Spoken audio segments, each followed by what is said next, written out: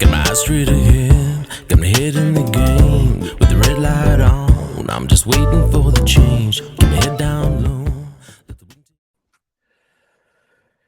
Hi, Jay Fallon. Thank you for listening to The Slippery Slope. So, if you've listened to this podcast before, you'll know that I was a former police officer with the Queensland Police Service, and I did a certain amount of years within the covert surveillance field within QPS. I was seconded to the Crime and Corruption Commission for 6 years.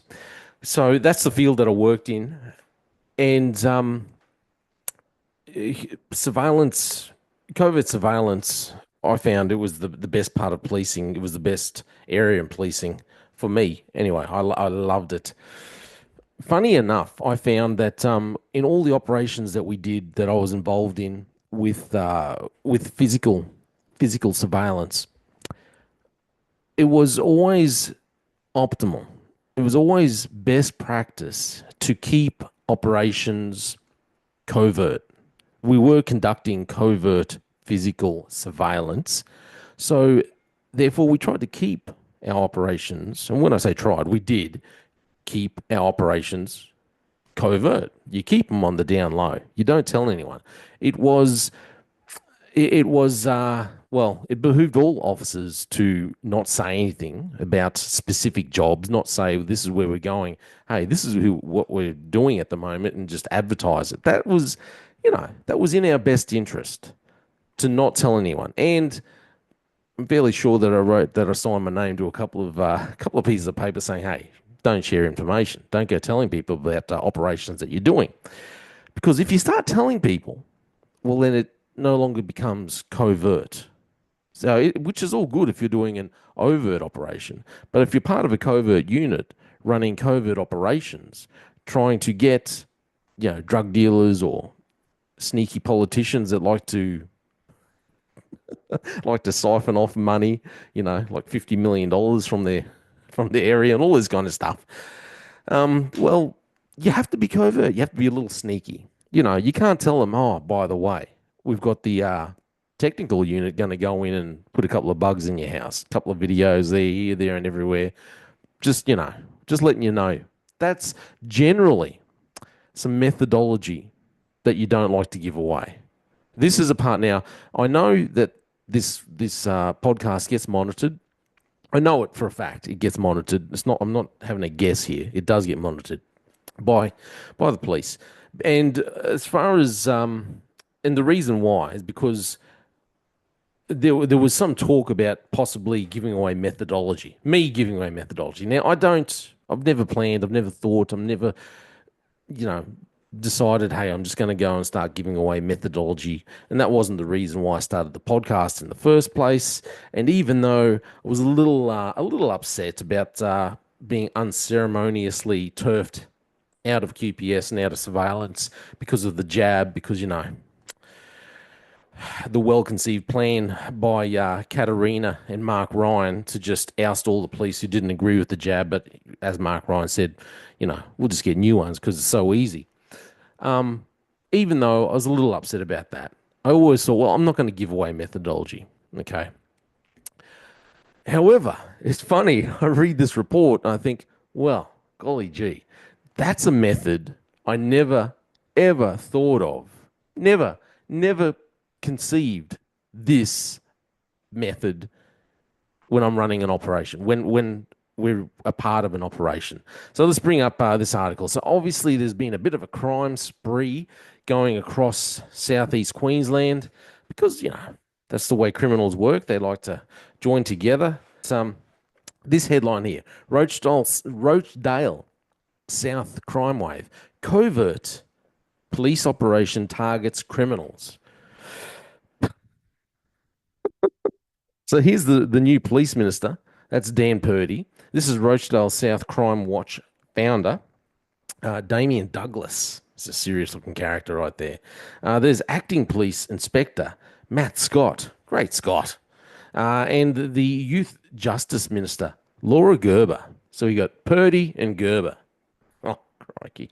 A covert police operation has been launched to tackle a southern Brisbane crime wave after thousands of fed up residents started patrolling their own streets to stop brazen thugs breaking into their homes. Police Minister Dan Purdy conceded Rochedale South is experiencing a spike in crime, with a major police operation now underway to dismantle the network. The state government in December passed tough crime laws targeted at reducing youth crime across Queensland, but Rochedale South residents have been defending the suburb from machete-wielding thugs with nightly patrols for more than a month. Purdy, who stepped into the role of police minister 3 months ago, said he was under no illusion that he would solve crime within 100 days. Well, golly gee, Dan Purdy, thanks for stating the bleeding obvious. You're not going to solve crime within 100 days. We've got a smart one here. We will see the effects flow through our communities, and we will keep giving police what they need to do their job and the resources they need, he said. Purdy and Youth Justice Minister Laura Gerber met with founder of the Rochedale South Neighbourhood Crime Watchers Damien Douglas on Thursday night to discuss the ongoing crime threat to the neighbourhood. Serious conversation going here. The 3,000 strong community watch group was formed after a series of confronting break-ins with recent incidents involving balaclava-clad, machete-wielding thugs invading homes and scoping our streets. Police have now linked an armed group to a series of robberies and property offences across Rochedale, Carindale, Eagleby, Underwood and Manly West. Douglas said residents undertake 3 patrols daily, with some residents putting their jobs on the line in a bid to defend homes. That's a weird thing to do. Anyway. So an incident command centre has now been established. Very good, standard. And a flying squad deployed to tackle crime hotspots across Brisbane South. A flying squad deployed. Remember, this is Brisbane. So the flying squad is a group of detectives who are stationed within Brisbane who were just told to drive down to Rochedale and help with the investigation. But the flying squad, good on you. And they're needed. I'm not saying they're not needed, but way to really pump up things here. Douglas said he was reassured by Mr. Purdy and Mrs. Gerber. Mr. Purdy acknowledged the state needs more police to respond to crime levels. Well, Purdy, you can thank your predecessor, Mark Ryan, and his little sidekick, Katarina, for the lack of police numbers. That's a big part of the problem. But, I'm reading this headline, and I was thinking, wow, it's a weird thing. It's a really weird thing to have the headline, Covert Police Operation. Covert Police Operation. Because last time I checked, okay, something's not that covert if you announce it to the world. You don't just tell people, I've got a covert operation. No. I'm actually going to put it in the paper.